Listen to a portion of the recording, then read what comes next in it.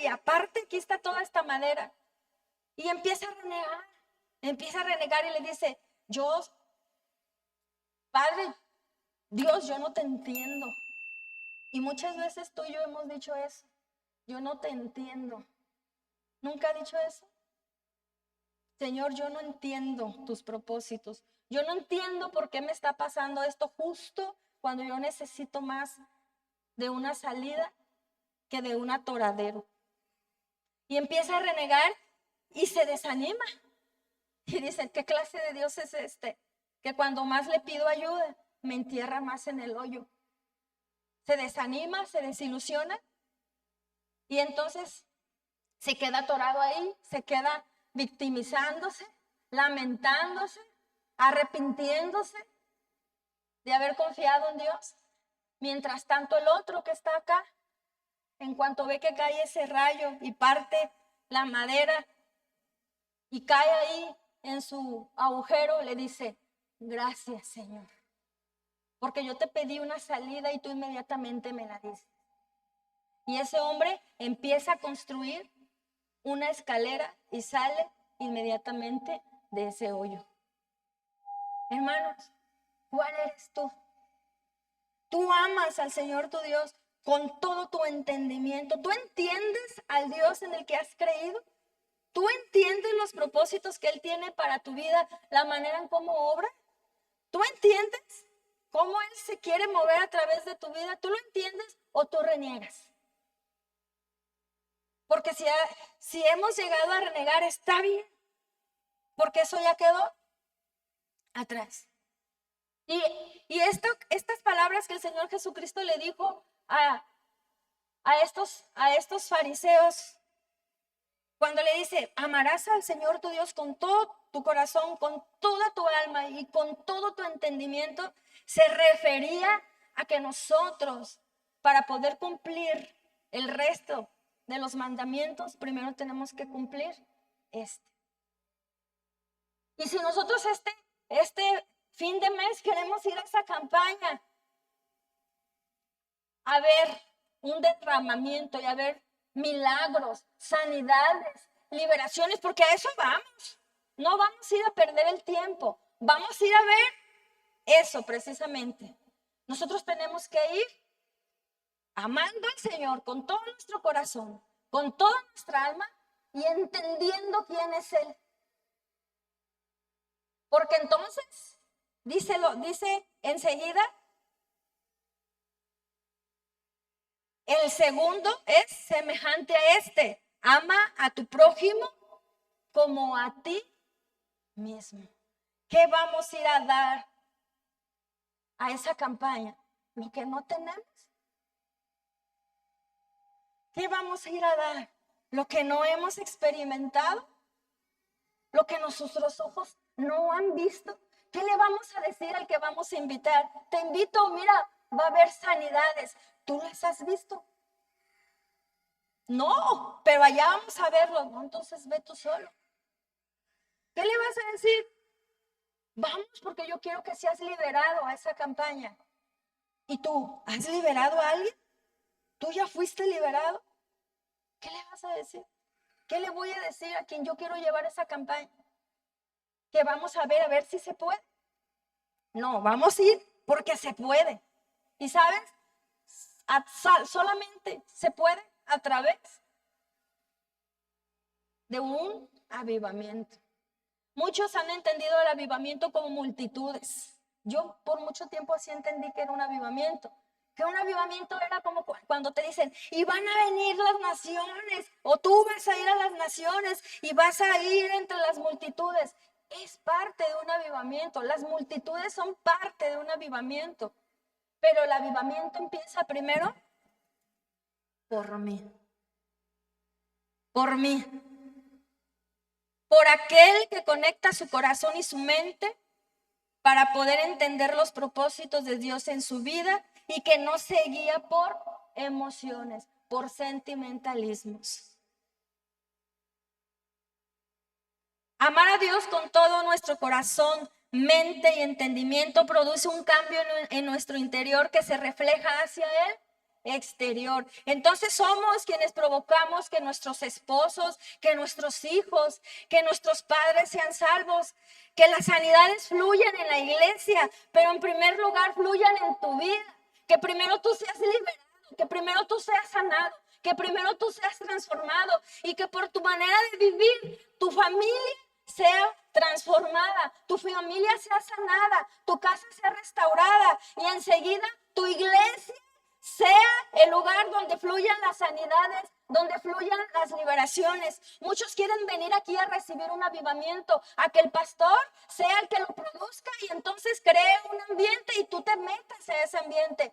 No, tenemos que entrar primero por esas puertas avivados. El avivamiento no es responsabilidad de la pastora, no es responsabilidad del pastor, de la hermana Cari, el hermano Juan, que tienen una misión allá, de los líderes de evangelismo, de los líderes de misiones, de los líderes de otros departamentos. Una vez a mí me dijeron, los jóvenes están indiferentes porque no les llevan actividades motivadoras, no les dan lo que ellos quieren.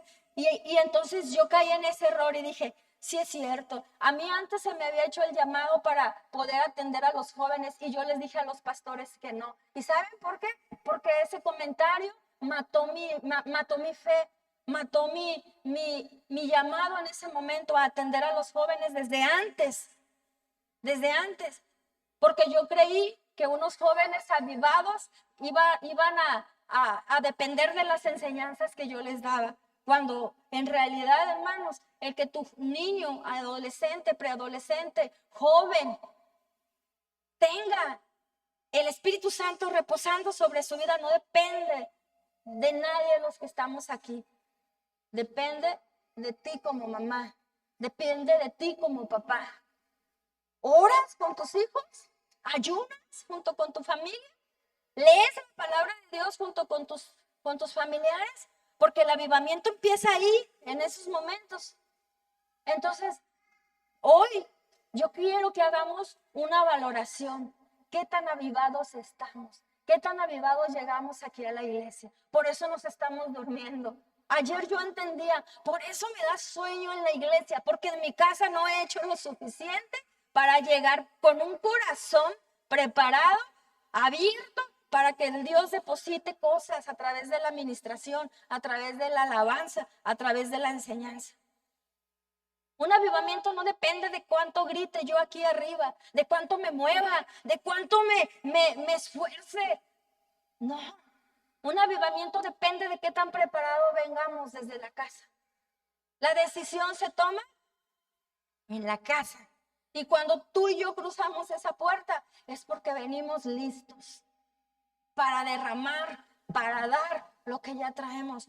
El avivamiento empieza de adentro hacia afuera, no de afuera hacia adentro.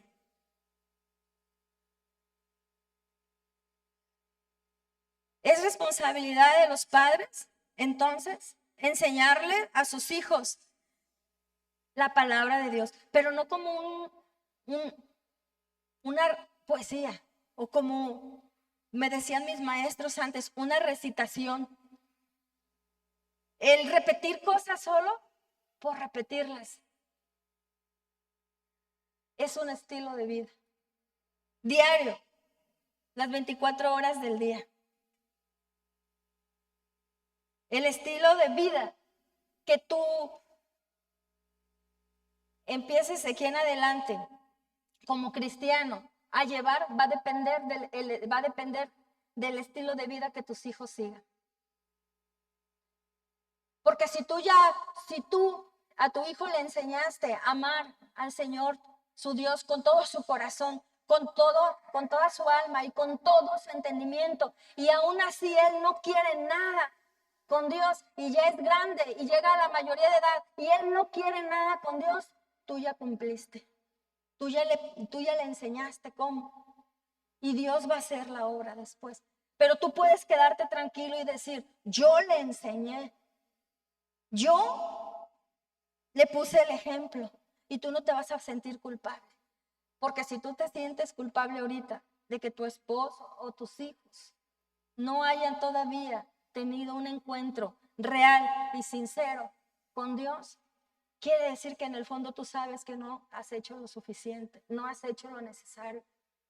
Yo he compartido con hermanas, meses atrás yo traía un costal cargando, yo traía personas cargando, porque yo me desesperé, porque no aceptaban tener un encuentro verdadero, real con Dios.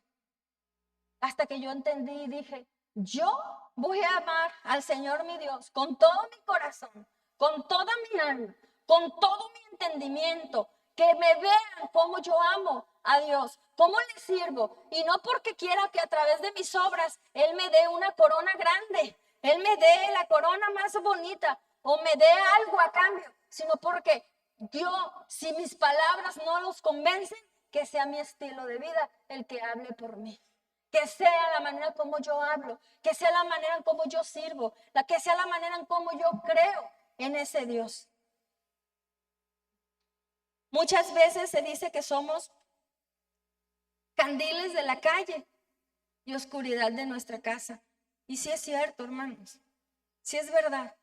Muchas veces nosotros queremos llevar la palabra de Dios allá afuera, predicar de Dios, anunciar la salvación. Y nos alegramos cuando llega uno de los que hemos predicado allá por las puertas de nuestra iglesia. Pero ¿y en nuestra casa? ¿Y nuestra casa? ¿Y los hijos? ¿Y los hermanos? ¿Y los esposos? ¿Cuántos años les dije, Nicole, recuerdan cuántos años les dije que tomó que mi hermana llegara a esta iglesia? Casi 15 años. ¿Por qué tanto? ¿Qué no hice para que fuera unos días? Compartíamos el domingo acerca de un evangelista que se llama Charles. ¿Charles qué? Finney. Este evangelista estudió para abogado. Él no era creyente, su familia tampoco, eran católicos. A los 22 años se graduó de abogado. A él nadie le predicó nunca. Y un día, ya para cuando se estaba preparando para un caso, ustedes saben que los abogados tienen casos, ¿verdad? Dentro de toda la bibliografía que ellos tienen que leer, todos los libros, ahí él se encontró unos versículos, porque el tema del que se trataba su caso hacía referencia a un código moral y se relacionaba con la Biblia. Entonces él empieza a leer unos versículos de la Biblia y se detiene y los lee y de repente esos versículos llaman su atención. A los días él se queda con esos versículos en su mente y entonces Dios le hace sentir que debe comprar la Biblia para empezar a buscarlos ahí. Nosotros sabemos que fue el Espíritu Santo el que empezó a tocar su vida. Y este abogado, Charles, empieza a leer la Biblia solo. Nadie le dijo, lee la Biblia. Nadie le dijo, hay un Dios que te ama. Hay un Dios que dio su hijo por ti. Y ese hijo derramó la sangre en la cruz para que, por gracia, tú fueras perdonado. Nadie le dijo eso. Él empezó a leer la Biblia y se encontró con el plan de salvación, con todos esos versículos que le hablaban de un hijo de Dios que amó tanto a la humanidad que dejó el lugar que ya tenía con el Padre para venir aquí a dar su vida por nosotros, para que un día nosotros estuviéramos con Él. Y empieza a leer la Biblia. Y él se adentró tanto en la lectura de la Biblia que un día, a las semanas de haberla empezado a leer, un lunes, no llegaban clientes al despacho, estaba solo y él decide cerrar las puertas de su despacho y dedicar ese día a empezar a orar y a empezar a entonar cantos que nadie le había enseñado. Le salieron cantos desde lo profundo de su corazón. Yo ahí entendí que este evangelista empezó a amar desde ese momento a Dios y a buscarlo con todo su corazón. A las pocas horas de estar él leyendo, leía, dejaba de leer y cantaba, dejaba de cantar y empezaba a leer. Y a las pocas horas de estar así, empezó a llorar y a llorar y a llorar y a llorar. Pero él entendió que ese llanto no era de tristeza, no era de dolor. Él dice en su testimonio que él empezó a experimentar desde su cabeza hasta la punta de sus pies como un líquido que recorría su cuerpo y lo hacía llorar de gozo y de alegría. Y él empezaba a gritar como cuando nosotros venimos y derramamos aquí. Cuando hemos escuchado hermanos que derraman su corazón aquí, ¿verdad? Y entonces él empieza a llorar y no detiene eso. Y de repente él dice que empezó a sentir una electricidad que lo empezó a sacudir en ese despacho. Y yo entiendo que él fue bautizado en el Espíritu Santo. Dice ahí que él entiende más tarde que en ese despacho él fue bautizado y el Espíritu Santo se derramó sobre su vida. Y cuando sale de ese despacho, él sale con la necesidad de que otros experimenten eso. Y empieza a buscar una iglesia cristiana y se empieza a congregar en esa iglesia. A los meses de haberse congregado, él empezó a observar algo. La gente ahí en la iglesia oraban y no pasaba nada. Por meses oraban por unas peticiones que él sabía que todavía no habían sido contestadas. Y él decía, ¿por qué Dios no contesta las oraciones? ¿Por qué? Porque esa iglesia estaba metida en una monotonía. Oraban por costumbre, oraban porque las actividades cotidianas los llevaban a hacerlo. Entonces él decide tomar una decisión. El Espíritu Santo empieza a decirle, tú ya no debes seguir trabajando en ese despacho, tú debes trabajar para mí. A los meses, él renuncia a su trabajo y empieza a dedicarse de lleno al evangelismo. Él empezó a irse a las calles a evangelizar de a uno a uno. Y cuando menos se acordó, él ya estaba evangelizando multitudes.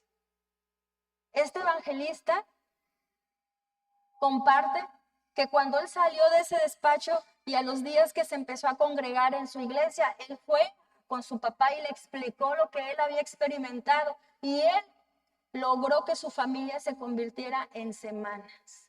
Y yo ahí entendí, yo tardé 14 años para que una de mis hermanas llegara aquí. Yo tengo 7 hermanos vivos, 6, yo soy la séptima, uno ya murió. Y de esos 6 solamente uno ha llegado. ¿Qué he hecho? No he hecho gran cosa. El domingo yo lo entendía con los niños y les digo, necesitamos realmente amar a Dios con todo nuestro corazón, con toda nuestra alma y con todo nuestro entendimiento, para no comportarnos como el que cayó al pozo y se quedó ahí con el puño de madera encima. Dios nos ha dado talentos a todos, se lo dio al del pozo de la derecha y al del pozo de la izquierda. El de la izquierda decidió usar esos dones para construir esa escalera y el otro se quedó con todos sus dones en el hoyo, renegando de Dios, no lo supo entender. Él no entendió cómo obraba Dios. El otro lo entendió inmediatamente y salió de ese hoyo. ¿Cuántos años llevas en ese hoyo metido? Yo me preguntaba, tengo años en un hoyo donde yo no puedo salir.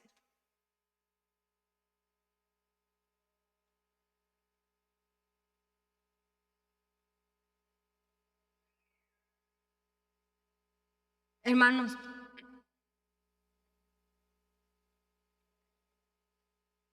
en Deuteronomio 6, de 5 al 9, Moisés les dijo estas palabras al pueblo de Israel. Y amarás a Jehová tu Dios de todo tu corazón, de toda tu alma y con todas tus fuerzas. Las mismas palabras que Jesús les dijo ese día a esos hombres que lo estaban confrontando.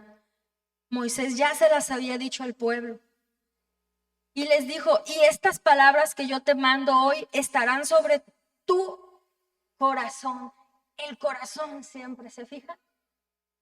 Pero engañoso es el corazón cuando está lejos de Dios.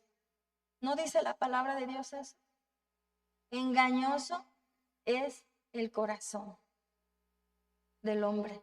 Muchas veces el corazón nos confunde y nos lleva por otros caminos.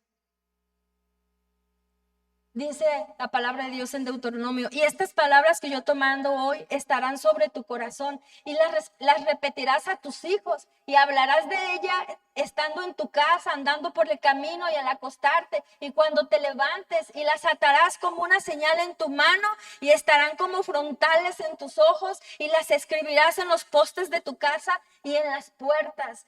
Moisés les dijo, lo que tú has creído, lo que tú has conocido de Dios, lo que Dios ha hecho contigo, tú no puedes olvidarlo de la noche a la mañana. Tú no puedes entrar a una escuela como alumno y decir, voy a dejar mi vida como cristiano porque ahorita estoy en la escuela. Tú y yo no podemos ir a un supermercado y comportarnos como el mundo lo hace y decir, mañana es domingo y yo mañana me comporto como cristiano.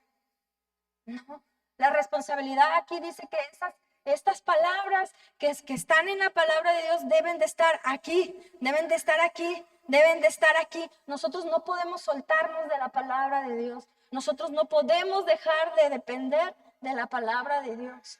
Porque estas enseñanzas nosotros tenemos que transmitirlas a las nuevas generaciones y son ellos. Es nuestra responsabilidad para que cuando ellos entren por esa puerta, ellos ya vengan listos para recibir. Y sus procesos no duren años. Por último, hermano, es responsabilidad tuya y mía que esta iglesia llegue a ese fin de semana avivados. No va a ser responsabilidad del profeta que va a estar ahí. No va a ser responsabilidad de los invitados que los pastores tienen para ese día. Tú y yo ya debemos de estar listos. Hay que estar orando, hermano. Hay que estar ayunando. Hay que estar creyendo que Dios lo va a hacer. Pero que lo va a hacer a través de nosotros. El avivamiento es un despertar espiritual. Les voy a poner un ejemplo. ¿Qué es el avivamiento? ¿Un qué? Un despertar. Yo solamente estoy compartiendo con ustedes lo que yo ya había compartido con los niños el domingo. Cuando una persona está dormida, cierra sus ojos. Él ya no es consciente de lo que pasa a su alrededor. Su cuerpo está ahí postrado, inerte, y está dormido. Pero el que él esté dormido no significa que su realidad alrededor se pare porque él está dormido. El reloj sigue, las horas siguen. Las personas hacen sus actividades. Si esta persona se duerme en el día, su vecina sigue haciendo la comida porque va a venir su familia, sigue haciendo el aseo porque la casa está sucia, sigue haciendo todas sus actividades, hace sus compras, hace sus deberes y la persona mientras está dormida. No escucha, no ve y no siente lo que está pasando a su alrededor. Está dormido. Pero cuando esta persona despierta y abre sus ojos, ¿qué pasa? Empieza a ser consciente de todo lo que se está moviendo alrededor de él y lo que se estaba moviendo mientras él estaba dormido. El derramamiento y el avivamiento es algo parecido, es un despertar. Es cuando el cristiano abre los ojos y se da cuenta de todo el mundo espiritual que se está moviendo a su alrededor, de todo aquello que está deteniendo el derramamiento del Espíritu Santo sobre su vida. Hay cristianos que se duermen y nunca despiertan, y los demás avanzan, los demás siguen, los demás fluyen, los demás crecen, los demás están ahí activos y él sigue dormido. ¿Cuántos estamos dormidos? El avivamiento es un despertar. Hermanos, hay que despertar esta semana. A eso fuimos convocados esta semana. Y hoy es el día que vamos a despertar. Que se queden dormidos los que no vinieron, es responsabilidad de ellos. Porque van a estar dormidos cuando las trompetas suenen. Cuando el Espíritu Santo esté preparando todo para la venida de Jesús, ellos van a estar dormidos. Yo no quiero estar dormida. Yo no me quiero quedar. Yo me quiero ir. Pero si yo me duermo, yo me voy a quedar. Finalmente, hermanos, yo les puedo decir que lo que sí está claro es que todos los avivamientos han sido precedidos por dos cosas: por la oración y por la búsqueda y la voluntad del Espíritu Santo en sus vidas. No hay avivamiento sin oración.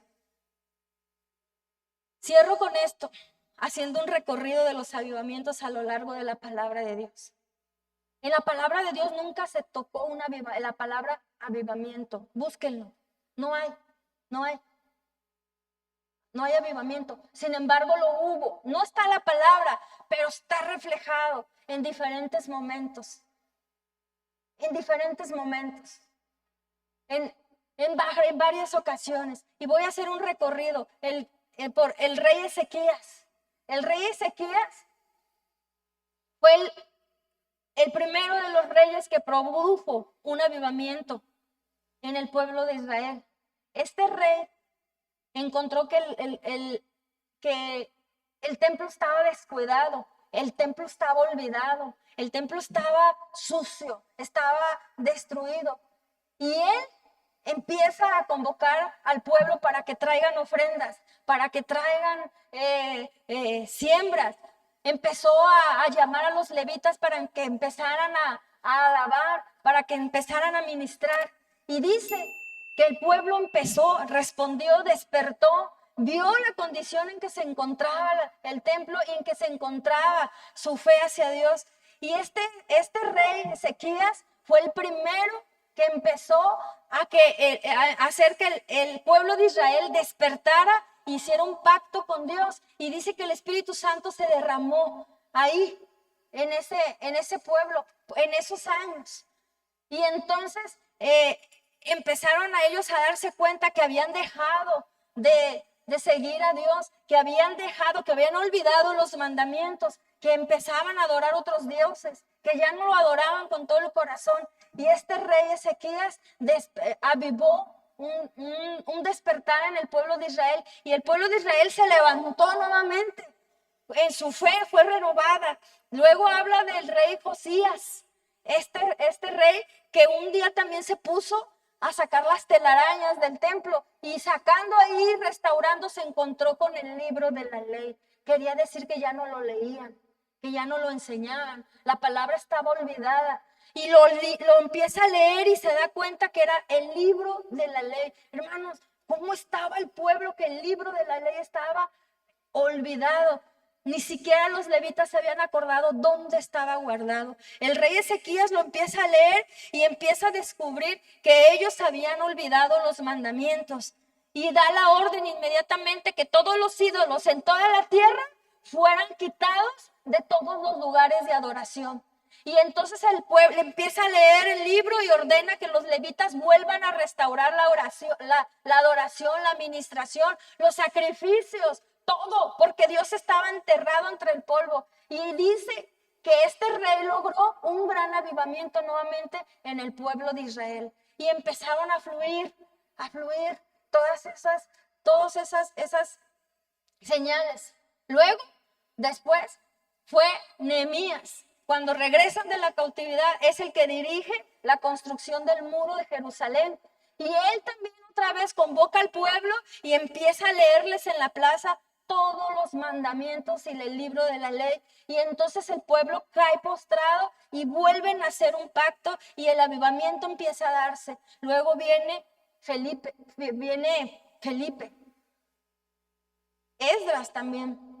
En ese mismo tiempo, casi que con Nehemías, que fueron los encargados de volver a levantar los muros y el templo. Y después viene Felipe.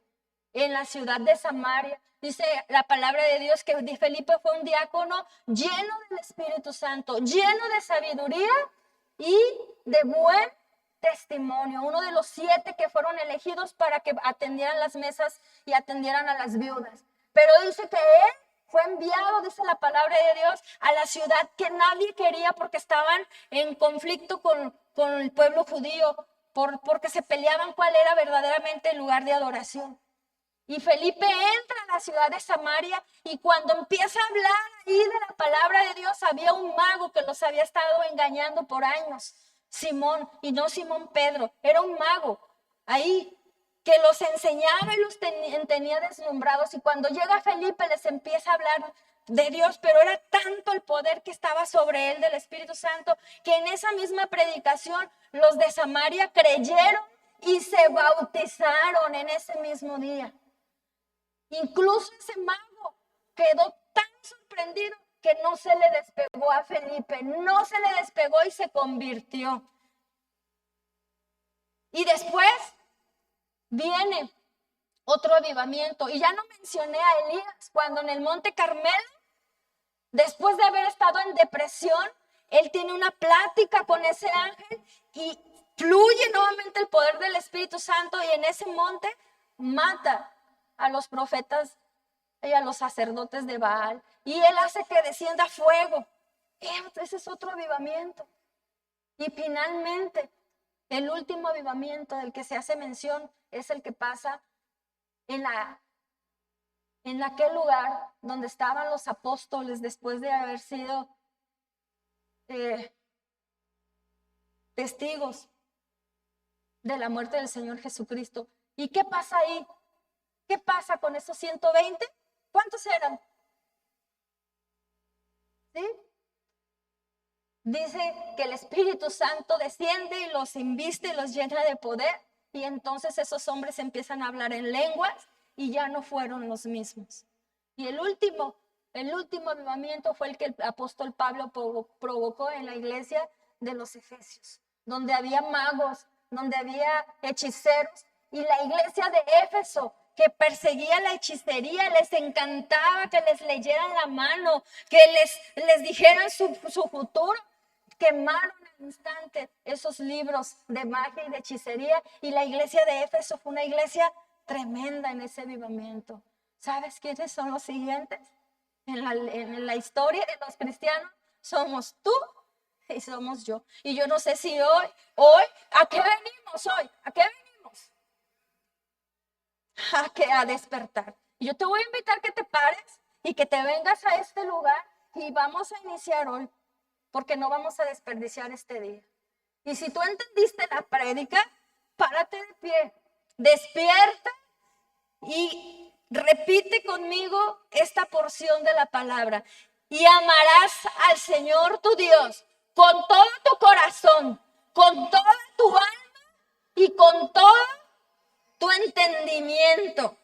Y vamos a amar al prójimo como a nosotros mismos. Pero si tú no puedes amar a tu Dios con todo tu corazón, con toda tu alma y con todo tu entendimiento, tú no esperes que Dios haga algo a través de ti. Yo no sé si te vas a quedar allá, pero yo te invito a que te vengas hasta acá y que te despojes. Y yo voy a ser la primera que voy a levantar mis manos y yo le voy a decir: Señor, ya entendí cómo funciona esto. Yo no quiero un avivamiento en la iglesia. Yo lo quiero primero en mi vida, en mi casa, en mi familia. Porque si yo vengo avivada aquí, automáticamente la iglesia va a estar en un continuo avivamiento. Hermanos, y que no sea de días, que sea un estilo de vida. Preparen su corazón y yo te invito a que no voltees al que está a un lado, al que está al otro. Olvídense, hermanos, ya estamos aquí y vamos a provocar llegar a esa campaña con todo el fuego en nuestro corazón.